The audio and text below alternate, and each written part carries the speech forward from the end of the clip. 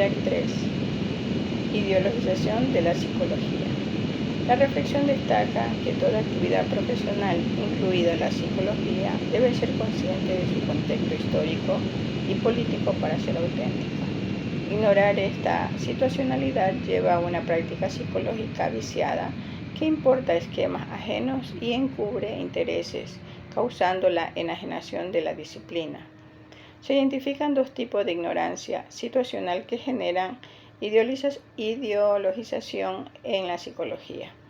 La sociohistórica, que produce una ideologización tecnocrática, y la sociopolítica, que genera idealizaciones escéptico-idealista, como la concepción individualista. La ideologización implica que la psicología se subordina a intereses no reconocidos que justifica y sirve. El tecnocratismo. La tecnocracia es una forma de organización social en la que el dominio de la técnica y los especialistas técnicos se convierte en la base del poder y la toma de decisiones. Se fundamenta en tres premisas: que las necesidades humanas deben ser analizadas y resueltas técnicamente por expertos certificados, que ya se ha logrado un análisis casi perfecto de esas necesidades y que los técnicos deben tener en el mando supremo. Esta visión reduce la realidad social a un aspecto puramente técnico, ignorando la diversidad sociohistórica y los valores implicados. Así, la responsabilidad moral personal se transfieren a la organización técnica y el juicio de valor son sustituidos por juicios de hecho, aunque estos últimos también contienen subjetividad. La tecnocracia niega la dimensión valorativa de la realidad, imponiendo una visión ideológica que puede ser peligrosa al ocultar su propio carácter valorativo y diferencial. El individualismo psicológico. El individualismo psicológico ha causado daño a la psicología al concebir el individualismo como separado de su contexto social y político, reduciendo la psicología a la ciencia de la conducta individual y olvidando la influencia social radical en el psiquismo humano. Esta visión individualista, ligada al hedonismo, considera que la dinámica humana gira en torno al placer personal, lo que conduce a una cultura narcisista y limita la explicación de fenómenos sociales importantes a factores individuales, siendo suficiente y discutible. Así, el psicólogo queda restringido a analizar solo aspectos individuales, ignorando las dimensiones sociales que moldean al sujeto, intereses a los que ha servido históricamente la psicología. Didier Deleuze sostiene que históricamente la psicología ha servido de intereses sociales dominantes, particularmente los de la sociedad industrial, al apoyar la selección, orientación y adaptación de individuos para maximizar la productividad y la integración social sin cuestionar el orden establecido.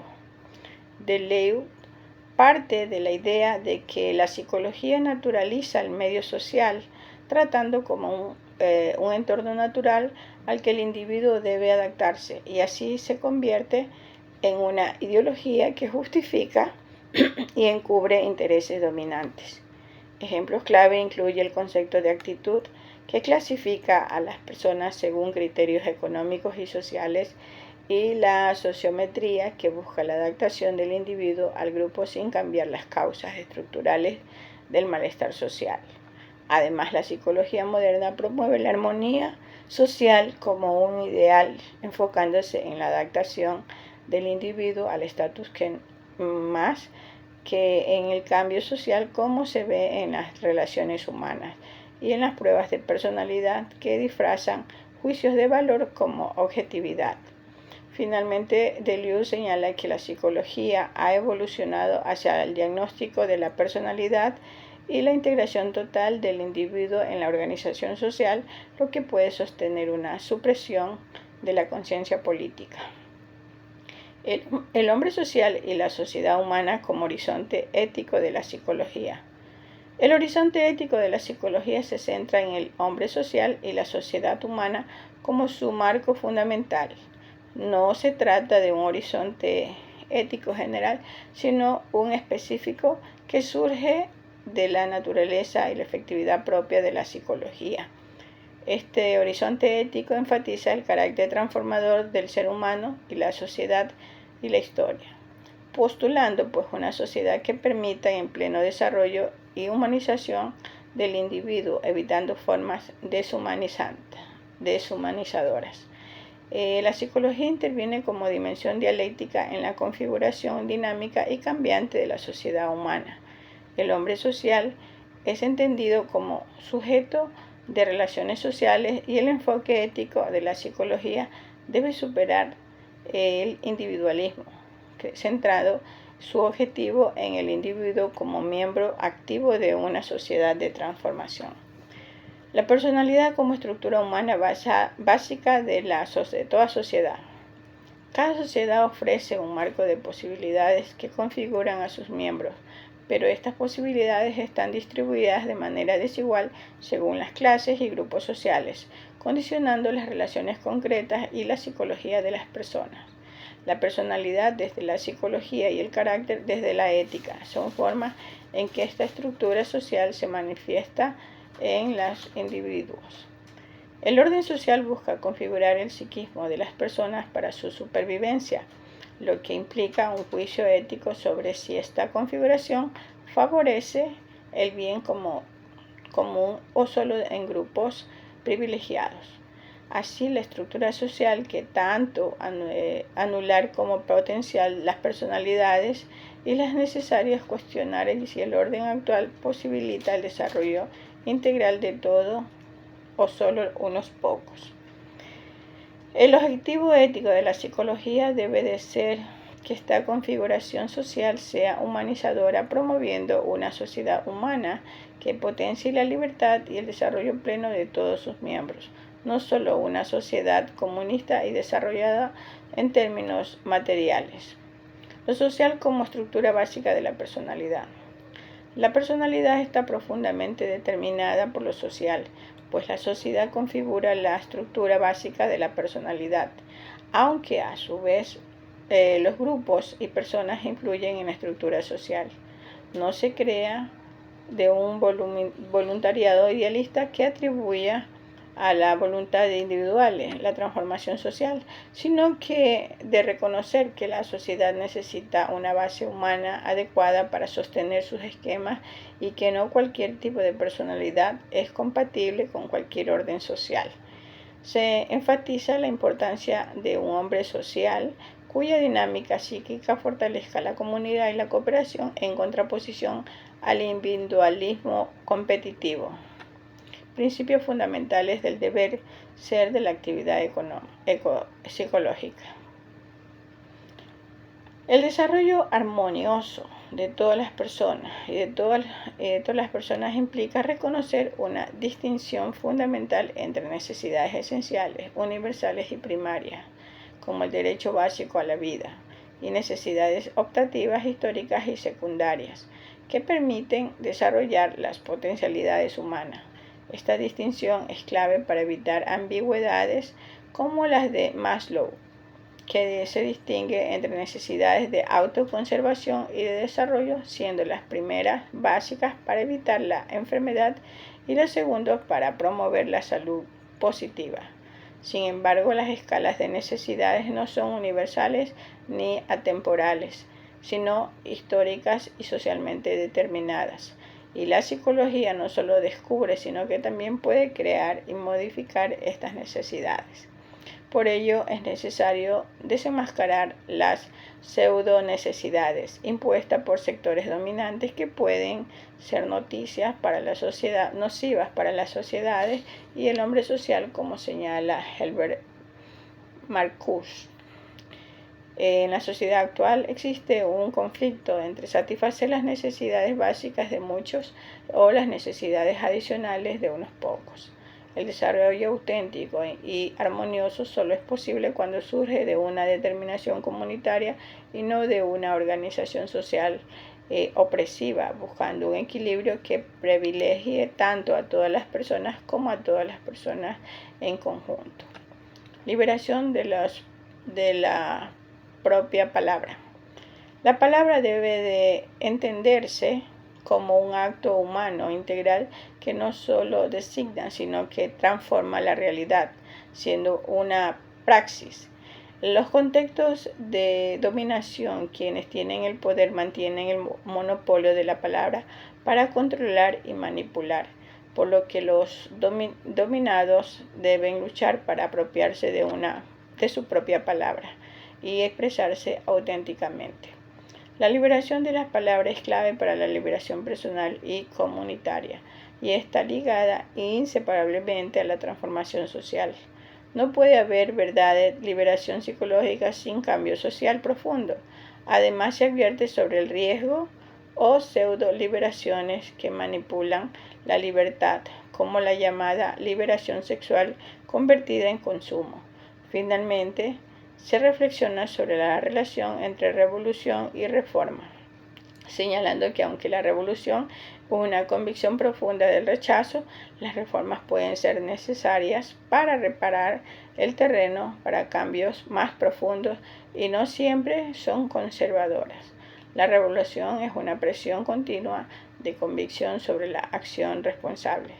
Este texto fue elaborado por Ignacio Martín Baró, para sus clases de ética profesional en la Universidad Centroamericana José Simón Cañas y permaneció inédito hasta ser revisado y publicado como homenaje a sus 25 años después de su asesinato en 1989. Circuló en versiones mecanografiadas en varias universidades latinoamericanas y se presenta en el orden original citado por su autor.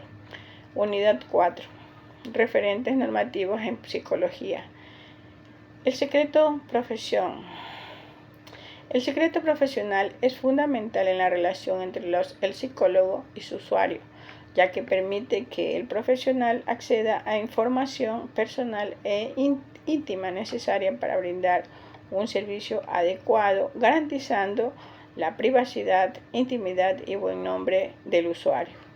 Su violación implica una afectación a los derechos del usuario y pone en riesgo la idoneidad del profesional y la confianza en el gremio. Sin embargo, existen situaciones éticas y legales complejas donde mantener el secreto puede entrar en conflicto con otros derechos o principios, como en solicitudes judiciales o riesgos para la beneficencia. En estos casos, el psicólogo debe realizar un análisis cuidadoso, considerando principios éticos universales y alternativas para tomar la decisión que cause el menor daño posible, siendo que su afectación puede ser evaluada por tribunales deontológicos. Los límites del secreto profesional. El secreto profesional en psicología es relativo, no absoluto, a diferencia del secreto de confesión, que es absoluto y sin excepciones. El psicólogo debe mantener la confidencialidad, pero la ley establece situaciones en las que está obligado a denunciar, especialmente cuando se trata de delitos graves o violaciones a los derechos humanos, como abuso o maltrato hacia menores, personas vulnerables o casos de violencia intrafamiliar. Según el Código Orgánico Integral Penal, artículo 422 y 276, los profesionales de la salud deben denunciar presuntos delitos que conduzcan en el ejercicio de su profesión.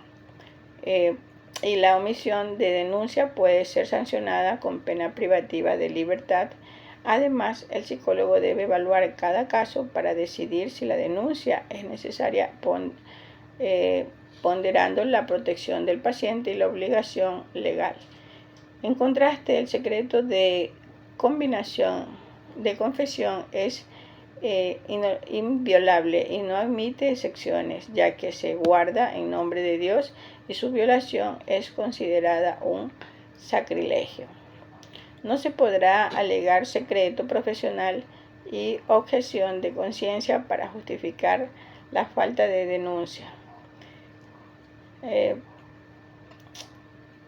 para justificar la falta de denuncia, salvo que en casos específicos el artículo 179 del COIT sanciona la revelación de los secretos profesionales que cause daño, mientras que el artículo 424 establece que nadie está obligado a denunciar a su cónyuge, pareja o pacientes cercanos, ni cuando el conocimiento de los hechos esté protegido por el secreto profesional. Por lo tanto, el secreto profesional exime a los profesionales de la salud de denunciar información confidencial obtenida en el ejercicio de su profesión, salvo cuando se trate de proteger a víctimas de delitos graves. La dimensión clínica. La conciliación entre la obligación de denunciar y el secreto profesional en psicología no es contradictoria, ya que la ley deja a criterio del profesional la decisión de revelar o no información confidencial, evaluando los derechos involucrados, la naturaleza de la información y el impacto de la cura del paciente. Esta decisión debe basarse en la ética profesional más que en la mera conciencia moral. Por ejemplo, si un paciente confiesa un homicidio, la ley penal impone la obligación de denunciar para restablecer el orden simbólico afectado. En la práctica clínica, el psicólogo pondera aspectos deontológicos, leyes y códigos éticos y subjetivos, las perspectivas clínicas psicoanalíticas, para decidir levantar o no el secreto profesional. Casos claros de obligación de denunciar incluyen situaciones de riesgo de vida, violencia familiar o abuso a menores, donde proteger a la víctima y al paciente es prioritario para no dañar la cura ni el orden simbólico que regula la pulsión y la ley. Privacidad, confidencialidad y derechos a la intimidad. Mantenimiento de la confidencialidad. Los psicólogos deben proteger la información confidencial obtenida por cualquier medio, respetando límites legales, institucionales o profesionales. Discusión de los límites de la confidencialidad. Los psicólogos deben informar a las personas y organizaciones sobre las limitaciones y usos previos de la confidencialidad, preferiblemente al inicio y durante la relación profesional, incluyendo riesgos de servicios electrónicos. Grabaciones. Se requiere permiso previo de los individuos o sus representantes antes de grabar voces o imágenes. Minimización de instrucciones. Solo se incluye en informes la información necesaria para el propósito específico y la información confidencial se discute solo con personas involucradas profesionalmente. Revelación de información. La información confidencial solo se revela con conocimientos o cuando la ley lo permite para fines legítimos y limitando la información al mínimo necesario. Consulta.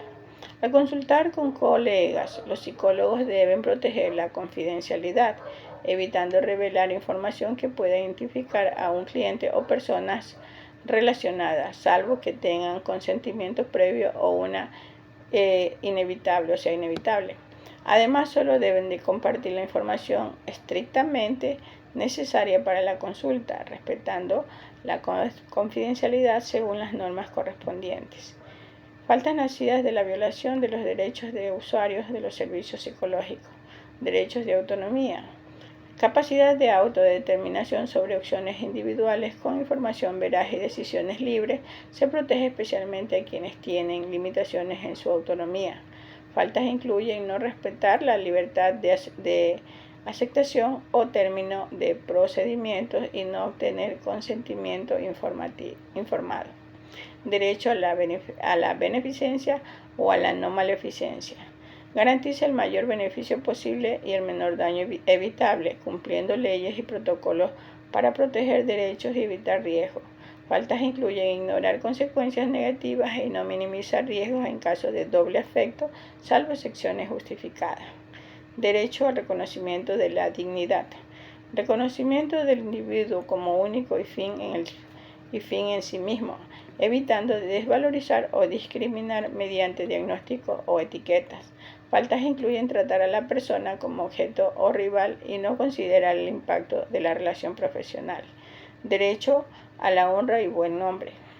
Protección del prestigio social del cliente mediante la veracidad de la información proporcionada. Faltas incluyen distorsionar la información que afecta negativamente la reputación del cliente, derecho a la igualdad y a la equidad, trato justo, respetuoso y sin discriminación garantizando igualdad ante la ley y el acceso de servicios. Faltas incluyen cualquier forma de discriminación por parte del psicólogo. Derecho a la información veraz. Derecho a recibir información completa, oportuna y veraz que permita la autonomía, especialmente mediante el consentimiento informado. Faltas incluyen ocultar información, no informar sobre procedimientos o resultados y no reconocer representantes legales cuando corresponda. Derecho a la intimidad. Reserva de información personal relevante para la dignidad y desarrollo individual. Se protege la privacidad frente a solicitudes irrelevantes o forzadas de información privada. Faltas incluyen exigir información privada no pertinente para la práctica profesional. Faltas nacidas de la violación de los deberes en el desempeño de la protección del psicólogo. Deber de estándares morales consiste en actuar conforme a los valores de la comunidad y considerar el impacto de desviarse de ellos. Las faltas incluyen usar la información para beneficio propio o perjuicio del cliente, acorporar presiones que limiten la objetividad, firmar documentos ilegalmente o hacer anuncios falsos. Deber de colaboración con la justicia implica cumplir con la legislación y normatividad, así como denunciar violaciones a derechos humanos, malos tratos, riesgos para la salud o seguridad del cliente o terceros. La falta es no informar estas situaciones. Deber de competencia profesional. Se refiere a ejercer con estándares respetando los límites de la propia competencia, garantizando juicios bien informados. Las faltas incluyen realizar procedimientos fuera del campo propio o emitir conceptos sin fundamento. Deber de lealtad consiste en respetar compromisos con clientes y mantener respeto hacia otros profesionales. Las faltas incluyen desacreditar colegas, actuar con competencia desleal o intervenir en casos no cerrados por otros. Deber de prudencia significa actuar con cuidado, prever consecuencias, maximizar beneficios y minimizar daños tomando decisiones informadas. Las faltas son ignorar condiciones y desventajas, dar diagnóstico definitivo sin cuidado o usar procedimientos sin evidencia. Deber de responsabilidad profesional implica responder por los procedimientos realizados, justificar decisiones y cumplir normas vigentes. Las faltas incluyen no registrar información, no proteger datos o retrasar el ejercicio profesional. Deber de solidaridad. Se basa en reconocer el sufrimiento ajeno y actuar para mejorar las condiciones de clientes y personas vulnerables. Las faltas no son negarse a ayudar en situaciones de riesgo o mantener prejuicios. Modelo de resolución de conflictos éticos. El modelo de 3 niveles creado por Leonardo Amaya y Gloria Berrío es una guía adaptada al contexto colombiano para enfrentar dilemas éticos de la psicología. Está diseñado para usarse antes o después de que ocurra la situación dilemática según el propósito del usuario. El modelo se organiza en 3 niveles, cada uno con 3 contenidos y busca facilitar la evaluación propuesta de soluciones y toma de decisiones en situaciones éticas complejas desarrolladas de una forma de pensar adecuada para estos casos. Nivel 1, sustentación de los hechos.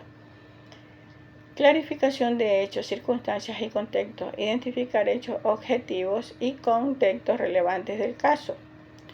Clarificación de conceptos involucrados. Definir términos claves según fuentes especializadas para evitar confusiones. Descripción de la situación involucrados. Descripción de la situación dilemática. Plantear el dilema ético y analizar sin jerarquizar principios, ya que en Colombia se considera el mismo nivel. Nivel 2, fundamentación. Fuentes éticas. Especificar artículos y normas éticas relevantes como el Código Deontológico y Bioética de Psicología en Colombia y otros códigos éticos aplicables. fuentes normativas y legales, considerar leyes y normativas que aplican el caso, fuentes de referencia, incluir doctrinas, jurisprudencia y códigos éticos universales o profesionales relacionados. Analítico, nivel 3, analítico y propositivo. Juicio de principios, analizar los principios éticos en conflictos o el principio único involucrado, aclarando la situación dilemática. Valoración de alternativas, proponer y evaluar posibles soluciones, analizando riesgos. Hay principios implicados, considerando el principio del mal menor y la consulta a expertos. Juicio fundado. Seleccionar y fundamentar la solución final con base en las etapas previas y referencias normativas, argumentando la decisión tomada.